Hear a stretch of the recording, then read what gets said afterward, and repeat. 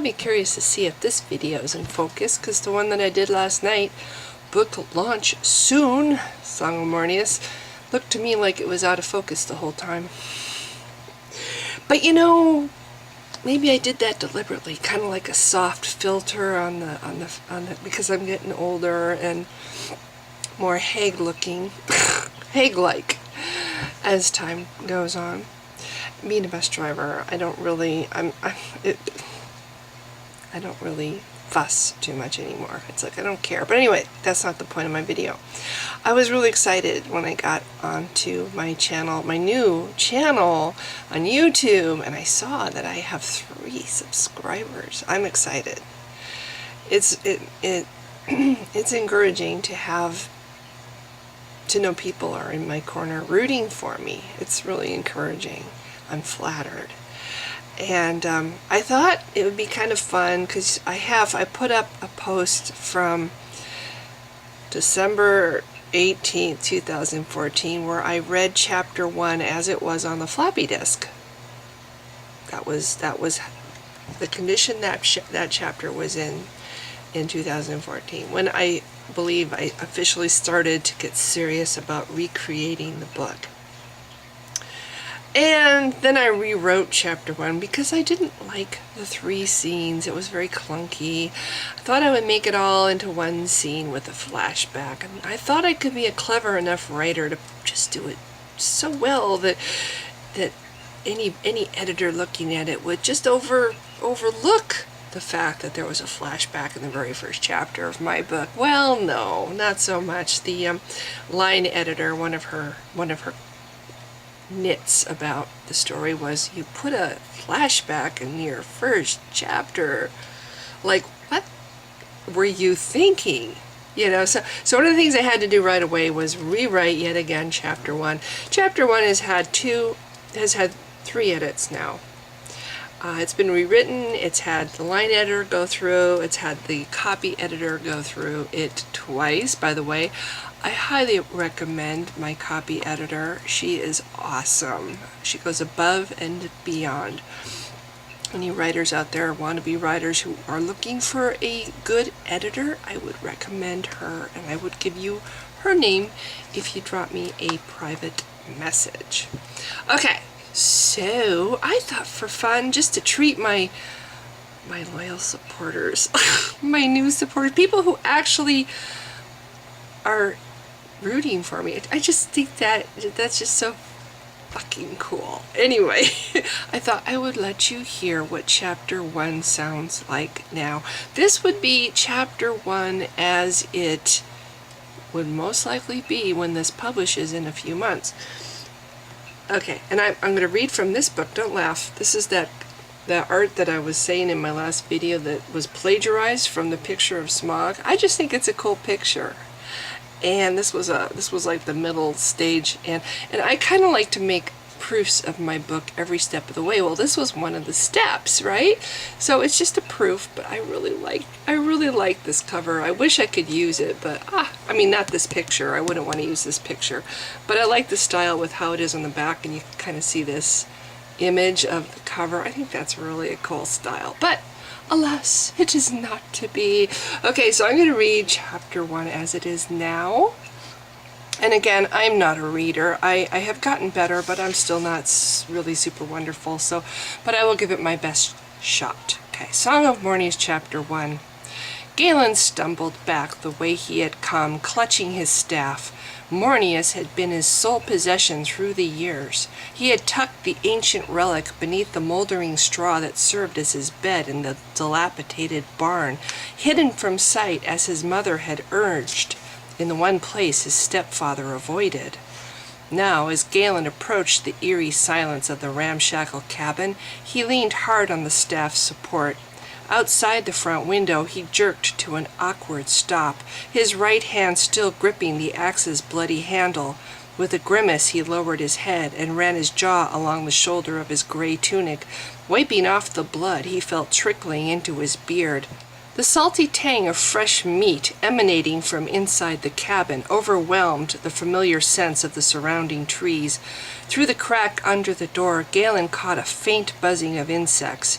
His mouth fell open. Quickly he snatched breaths to combat his nausea as, without conscious thought, his fingers unlocked and he let the broken axe fall.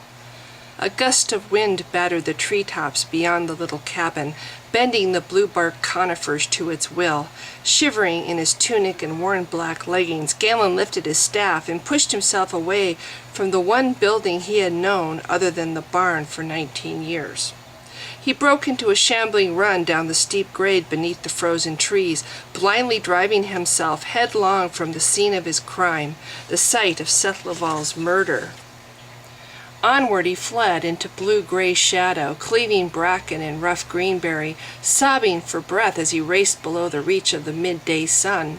He stumbled and skidded, half falling through clove leaf, its berry clusters staining his tattered sleeves a dark blue. A tree's root stopped him, snagging the toe of his boot. With a yell he pitched forward, landing hard on his left shoulder. Galen rolled, then sat trembling with his legs spread. Through a haze of mounting fatigue he studied the trail before him, a narrow track stamped out by deer. Carefully he massaged the base of his right thumb, feeling again the axe's handle, its wood against his palm. Shivering, he raised his knees to his chest. "You were only supposed to escape," he whispered. "How could this happen? How could he know? And then—" Blue light pulsed from his staff on the frosty leaves beside him, veining out from the blue-violet gem encased by iron at Mornius's crown. Galen stared through the branches overhead, blinking at the sun's golden blur through his tears. He heard the crackle of Mornius's power crossing the leaves, felt the tendrils of its magic caressing his lower back, clearing the mist from his sight. The staff's power was familiar, yet he knew too much exposure would leave him feeling ill. Reaching out, he caught Mornius's wooden shaft and shook it once to quell its fire, feeling with satisfaction his arm muscles flex. He had worked so hard to prepare for this, to build up his body to escape Seth Laval and finally make something of himself. To run away, he groaned, not kill. Why did he have to ruin it? Why couldn't I stop myself? He was down. I could have just run. Teeth gritted, he nodded to the steep, narrow path before him. "Now I deserve to die," he muttered, eyeing the winding track that no longer promised him freedom but death. "I can't hide from this. I've killed someone." Galen bit down a sob as he struggled to rise. His staff rang hollow on the trail when he planted it, reminding him how close winter was. He lurched to his feet and again ventured downward, gravity forcing him into a trot, thrusting him recklessly through fern stalks as wide as his wrist, their frosted stems splintering as he passed. "Blue barks first, and king skies," he panted, glancing sideways at the trees as the path leveled out. "Winter whites next, those tall ones I see below. And after them comes Kitterin," Galen said. "A place with buildings in rows and streets set between them." He rubbed at his forehead as he walked, straining to recall the descriptions his eldest stepbrother Delbert had given him from a year ago, before Delbert had left for the town of Chitan to start his new job along with his bride and younger brother Jax. "There will be people," Galen said, "enforcers who—" He stopped and shrank back, pressing against the base of a tree as he stared through its branches at the sky. "What if they hurt me?" "And so they should," he snarled under his breath. "You deserve it." Ducking his head, he started again, his mind returning to the year he had spent building up his endurance. The constant chores were not enough. He had forced himself to race up the steep mountain paths, run and jump carrying armloads of wood. "She died because of me," he thought, remembering his mother. "Seth Laval killed her because of me." He lowered the staff, bracing its heel against the ground an arm's length below a rocky ledge, then crept carefully downward. Galen shook his head, brushing aside his tears as he recalled himself at 8 years old, meeting his mother for the last time behind the barn. Once again he envisioned her glistening, grief-smudged face as she placed the staff in his hands.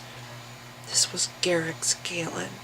He was the father you never knew, she had whispered, stroking his head as she held him close. He was special. So are you, my baby. Your great-grandfather's father is the first who fought with this. Mornius, that's its name. I kept it hidden for you in that little cleft down in the ravine. Galen, Seth knows. I don't know how he found out, but you must hide this away. No matter what happens, never let that drunkard or his sons see it. Promise me. Galen shivered as the icy drum of rain on his face brought him back to himself and to the growing awareness of how far he had traveled. He started in fear at the misty outlines of buildings through the trees, square shapes larger than any human-made thing he had ever seen. He hunkered behind his staff as 3 rain-blurred figures appeared, striding between 2 buildings, then quickly vanished from his sight. Fear locked him in place until the chill of the rain reached toward his bones, forcing him at last into motion. Shivering hard, he ventured through mud and over a path of red stones to press his palm against the wooden back of the first building he came to. He stared at his gore-stained fingers, at his scarred wrist dripping red, and his tunic's gray sleeve marked with berry juice and blood. So much blood, he thought, glancing down. Everyone will know. Again he cringed, icy water streaming over his scalp. Slowly he crept his way around the side of the building, collapsing at the base of its checkered green and white front. The citizens of Kitterin avoided the stony path where he crouched, stomping by instead on the muddy street. They passed with their gazes averted, shielded from his plight as he huddled in the rain. To their eyes he was a vagrant, starving and off his head, reeking of old blood. Only the storm failed to shun him, the force of its rain drumming against his forehead. Leather creaked as a man appeared before him and crouched down. Galen tensed and focused on his arms, where they rested on his knees, and on the pinkish rain sluicing over his wrists. The newcomer tapped his shoulder, speaking gently.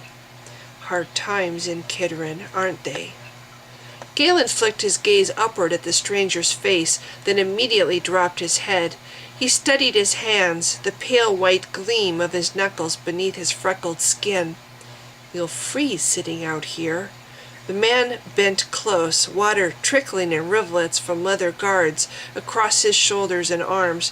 Why aren't you home? I don't have. Galen thumped his shoulders wetly against a building. I'm not. What's this you're covered with?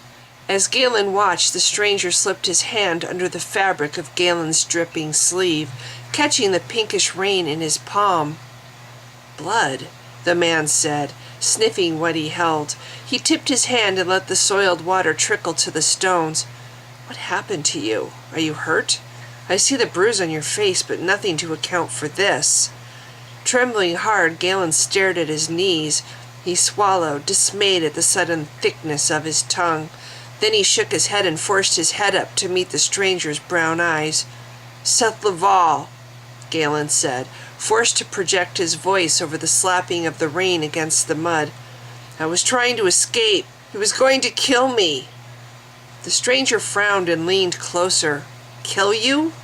Seth Laval's a recluse, a bully and a drunk, but I can't imagine. He kept me on the mountain, Galen blurted. He killed my father and stole our cabin, forced my mother to live there as his wife. She let him think I was his son, but then he figured out I wasn't. He killed her and kept me alive to punish her. Leaning forward, the stranger probed Galen's shattered cheekbone beneath his drenched hair. Seth Laval did this? I'd no idea he had a stepson. Eyes closed, Galen nodded. He tried to kill me. Why? Galen shivered, numb from exposure as he was. He still felt the hungry winter closing its teeth on late fall.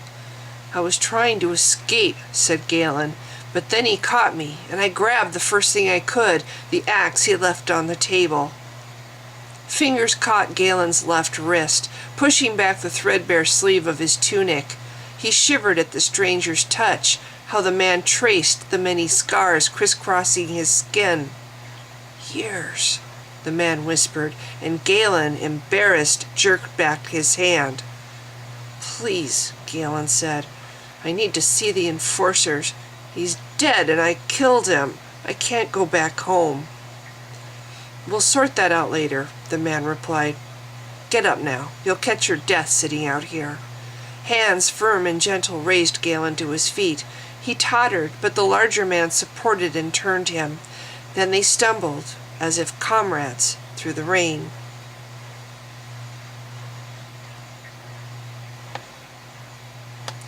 The persistent rap of knuckles on wood jerked up his head. Bewildered, Galen stared through a bleary haze of exhaustion at the man seated opposite him across the little table. A man in his early 30s, he guessed, who had been kind enough to bring him in from the rain. "I said," repeated the stranger, with an air of dwindling patience, "I'm Tarek Florin, son of Lucian. My father owns Veilhorse, the ranch outside of Kitterin." "And you are?" Galen tightened his grip on the upright staff beside him as he met his companion's gaze.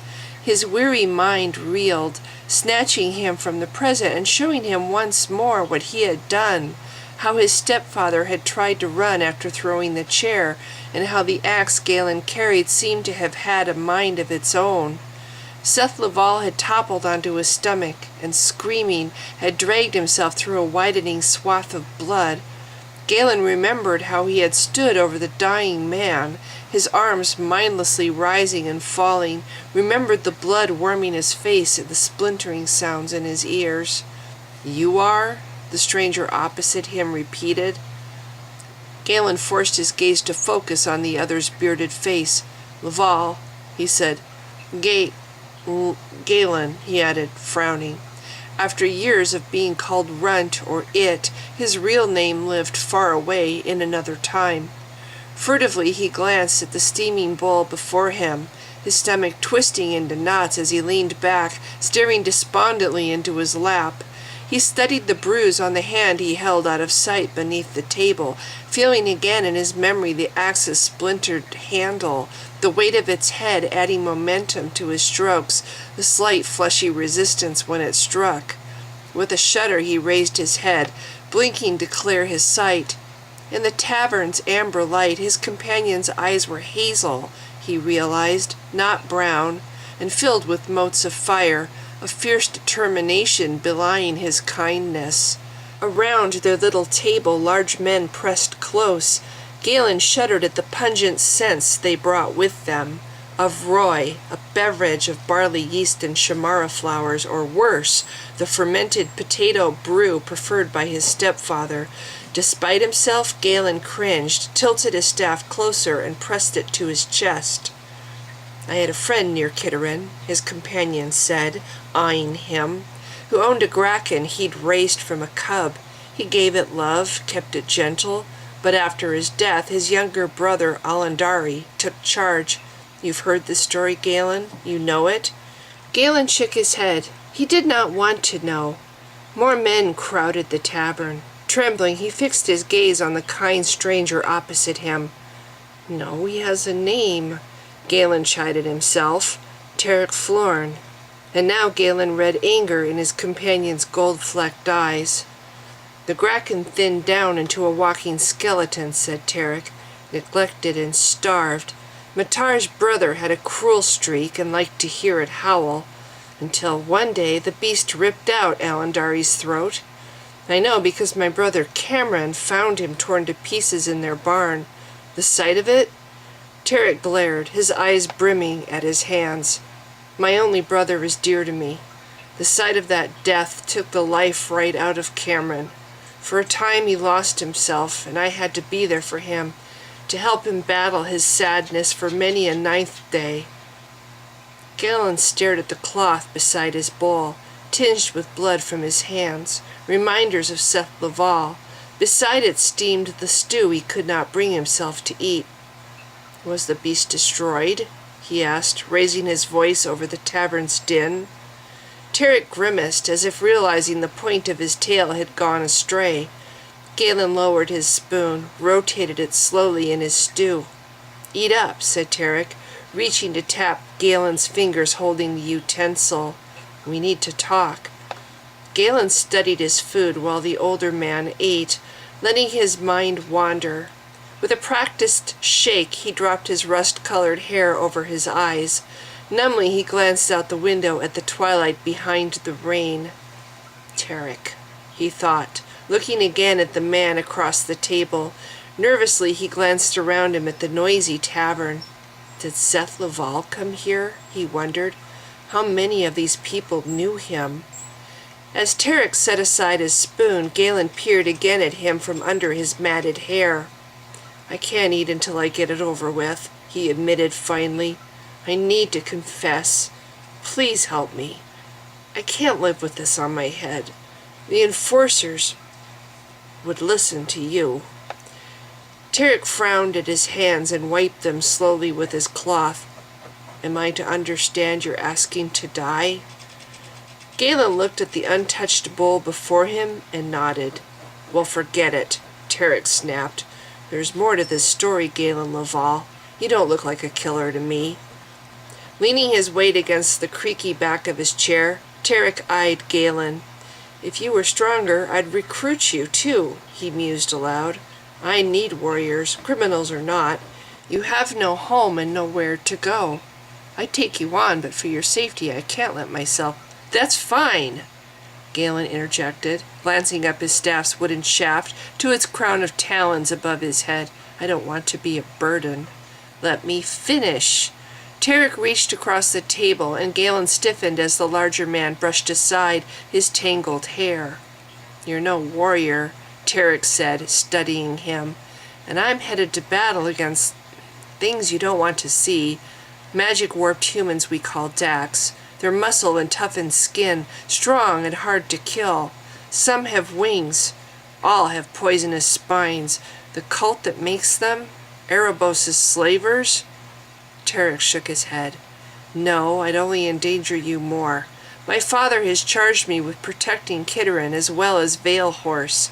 I will not cause the deaths of unskilled men." "I'm strong enough," Galen said, "and I could learn to fight." Anxiously, Galen fingered his staff. "You could have me care for your animals until I do." "You're what, 14? You've hardly any beard." 19, said Galen with a toss of his head. "I'm 19. Well, you've been imprisoned on that mountain. Look at you, scared, just sitting there. Have you never seen people?" Trembling, Galen stared into the other's eyes. "No," he admitted. "I've never seen anyone." Gravely, Tarek stared back. "It's no surprise, then, that you seem younger than your years, and this leads me back to my problem. I've aided you with food, or I will if you ever eat it. So what, I just leave you here homeless, out in the cold? Which, come to think of it, why didn't you freeze to death coming down that mountain? And you did it in one day?" Galen glanced again at his staff, and the blue stone at its crown flickered in response. Across the table, Tarek inhaled sharply, blinking at the gem's sudden radiance. Reaching out, he looked to Galen for permission, then reverently touched the relic's wooden shaft. "This is old," Tarek said. "Familiar, too. I know this." Gently, he tilted it toward him to examine the rounded gem within its iron cage. "I studied artifacts from Earth in one of my classes at university. There are many—" He shook his head. "If you travel any distance, Galen, you will find that there are even whole buildings from Earth strewn across this world. Little things like stones are less familiar, but the elves would know this. It is yours?" "It's an heirloom," Galen told him. "My father gave it to my mother before he died. Seth Laval wanted their cabin, so he slit my father's throat while he slept. My mother let him think—" Galen sighed. Before she died, my mother told me that my great-grandfather's father fought with this staff. She didn't tell me how, just that he was the first who did. Sometimes the staff helps me too. I can't really explain. But today I got here by myself, he added fiercely. I'm stronger than I look. It has a name. Do you know it? Tarek asked. If I'm not mistaken, this is Mornius you hold, and that gem is the Sky Stone, a relic from Earth. It contains... I didn't know the stone had a name, too. Galen blinked, seeing the sudden intensity on Tarek's face, the flick of his eyes in warning. The older man stared past him and up, his eyes going hard. Then Galen heard it, the creak of the floorboards beneath him. He sensed the presence of someone large close behind, looming over his head. You're the one with the army, right? At the man's voice, loud and slurred from too much ale, Galen cringed. For one wild moment he feared Seth Laval had reassembled himself and followed him from the bloody cabin. Not an army, Tarek corrected, leaning back in his chair and glaring up. A company of men trying to defend my father's ranch, as well as Kitterin and you. So your father gave you a job, the big man snarled. How nice. Did he give you those fancy titles too, Commander? Tarek nodded. As a matter of fact, he did. He thought young men should... You talked my brother into joining you, and he's dead now, isn't he? Why else wouldn't he return? With a slight shake of his head, Tarek motioned Galen to stay still. Then, standing, he thrust back his chair. Your brother had a mind of his own, Lars. Faye and Brodo wanted to fight. Death is coming for Kitterin, and he wanted to stop it. Death's coming, you say? Hands clenched, the big man leaned into Galen's peripheral vision, and Galen shivered at the naked fury on his face. The man barked a laugh. Death for Kitterin. Is that the lie you tell? Is that what you're telling this infant here? Death, or worse, said Tarek, glaring. People don't just get killed, you know. They're changed into Dax, or Bodaks as we once called them. Ever see one, Lars? I have. During my stay at university, I saw paintings of creatures, monsters from Earth called demons. That's just what the Dax look like. Is that how Phaon died? The man returned. Fighting monsters for you? You think your little band can stop them? You just destroy good men, as you destroyed my brother. What's your count up to now, lordling? 50? 60 men against what? Thousands? 102 last time I checked. Tarek paused and softened his voice. I'm sorry about your brother, but he died defending his home. We fight this thing, Lars, my volunteers and the men my father hired, which is more than you do sitting on your ass waiting to die. If people like you weren't so... Fight? With ignorant children? Galen blinked as a second man launched himself at Tarek's back. Larger than the first, he had circled stealthily around while Lars spoke. As Tarek fell under his attacker's fists, the bar's patrons surged to their feet. From a shadowed niche beside the bar, 4 men leaped to Tarek's aid. Clad in garments stained with travel, they charged into the battle with their fists flailing and knives drawn. Heart pounding, Galen bolted from his chair. Sounds of combat filled the little room, driving him cowering into a corner. Tarek, panting hard, clambered to his feet.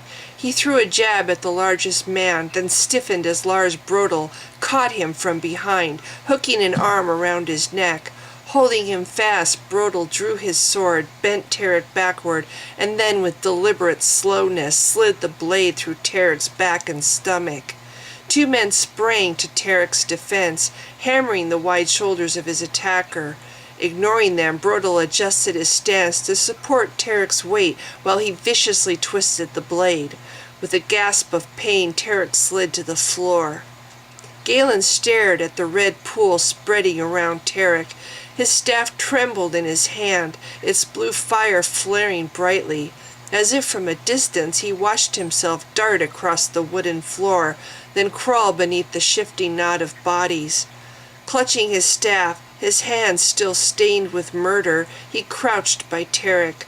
On his hands and knees he clung to the floor, the whole room spinning fast, the voices of the men above him muted, their movements slowed.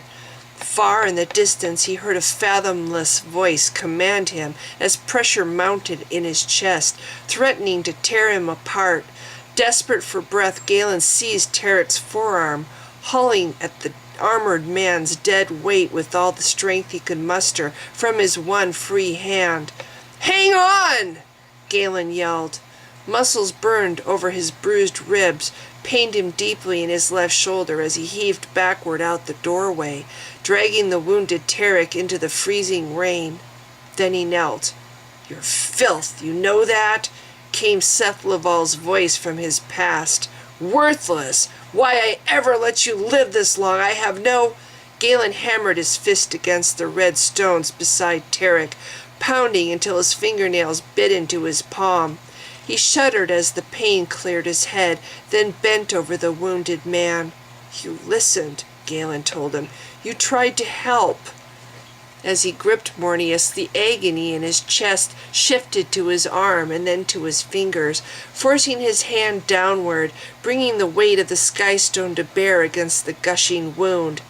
Fire screamed from the staff, blasting silver from the stone.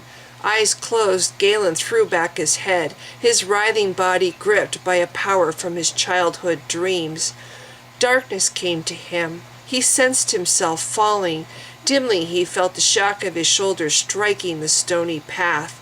He managed a breath, then two. Powerful hands shook him, then an arm slid under his shoulders, lifting him into a seated position. In a daze, Galen blinked at the figure's blurry face. "I deserve to die," Galen murmured. "After you saved my life? I think not." Galen started as he recognized Tarek supporting his back. "You're alive? What did I do?" "For now I am," said Tarek. "And you're a healer, I see. Well, now I know." "Know what?" Reaching out, Galen searched the wet stones and mud for his staff. Tarek chuckled. "What you can do for my men,